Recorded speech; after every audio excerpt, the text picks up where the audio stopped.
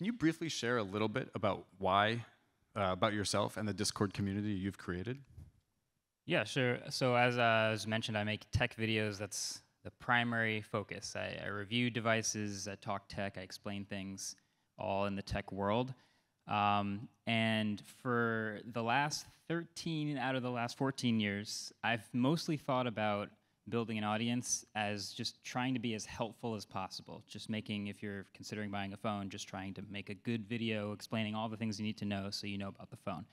But lately, I thought a lot more about community, which I think is a little bit different from building an audience, which is if you think of making content as sort of like a fire hose, like in one direction, like an arrow, community is a little more like a web where you're talking to them, they're talking to you, but amongst each other as well. So that's been basically what we've used the Discord for, is having everybody in this audience talk amongst themselves. Well, that's a great segue. So in your opinion, what are some of the primary benefits of building a community versus, let's say, building an audience on another platform? Yeah, so platforms obviously have all their advantages. You're able to share things with a lot of people. But one of the, you could call it a disadvantage of building more general audience, is you don't actually get the specific feedback on the questions you might want to ask or the feedback you might want. And that's an obvious benefit of having a Discord channel where they just talk about that specific thing, where I'll have one just for Easter eggs and videos, or one just for editing, or one just for ideas and brainstorming. So it's more specific in that way, and I think that helps a lot. I've read something on the way here.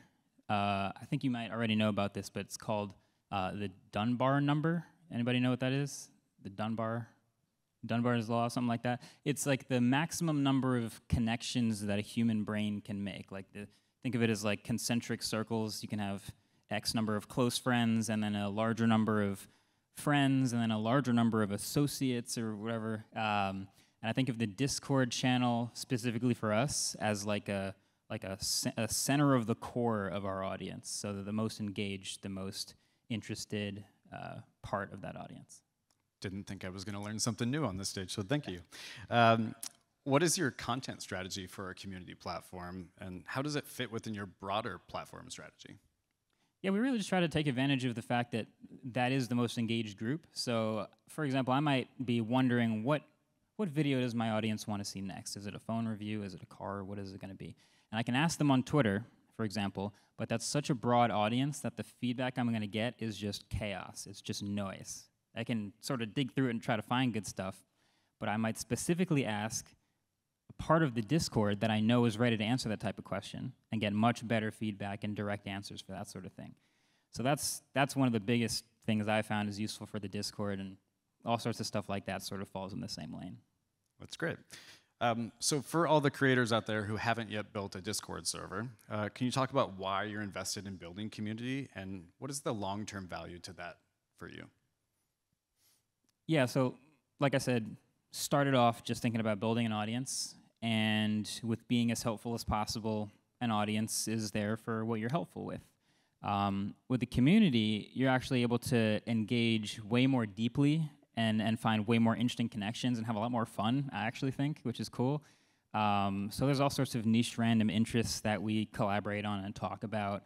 I don't know if it's strategy so much as it's just way more interesting and engaging than just spitting out content and just on to the next one.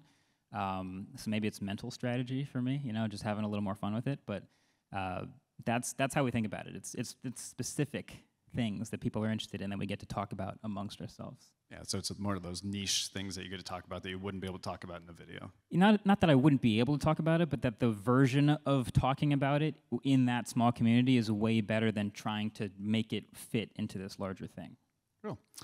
So speaking of premium memberships, you recently launched within your server. Can you talk about the types of benefits members are actually receiving? Yeah, so I'm going to go back to the concentric circles. So really big circle, YouTube audience, social media. Smaller circle is the Discord that we've had all these people in for a while. I think it's maybe 80,000 people. It's a smaller number, but it's still a pretty big number. So we have smaller channels inside these premium memberships where I'm talking to them all the time. I'm getting feedback back and forth. I'm sharing things exclusively in those smaller channels that people can then go out and talk about. But it's an even smaller but even more engaged version of the bigger circle that is the Discord. So that's how we think about it. And we're trying to think of like new ideas and things to do in that, but that's basically how I think of it. A great follow-up. So what is your long-term plan for premium memberships? You said you're talking about it with your team. And what would you like to see the program maybe evolve into even? We're just trying to get more creative. So I know there's tiers. There's supposed to be the ability to divide it into different tiers. Right now we just have one tier. You're either in or out. So, you know, it's a one smaller circle for us. But maybe coming up with different, even smaller circles and more specific things that we can divide it into. Not that dividing it is the end goal, but it, again, facilitates a better experience when you're talking with people who care about that certain small thing. But other than that, just having fun with it. I think that's the idea. That's why we're all here. We're just trying to have fun. And I think the more ideas we can find that are engaging and fun for the audience and for the communities we're building, then that's a win for everybody. That's awesome.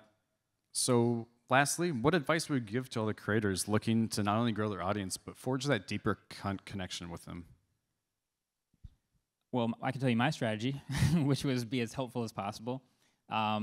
This is my first VidCon, believe it or not, and I think a lot of the conversations I've had have been really interesting, and maybe the most interesting thing I've found talking to people for the first time is when you just ask them, like, so what are you doing? Like, what kind of videos do you make? What are you doing? And a lot of people are just making videos, just here to make videos, and that's cool because I've seen that that's a thing that people want to do, and it's amazing that so many more people have access to doing that.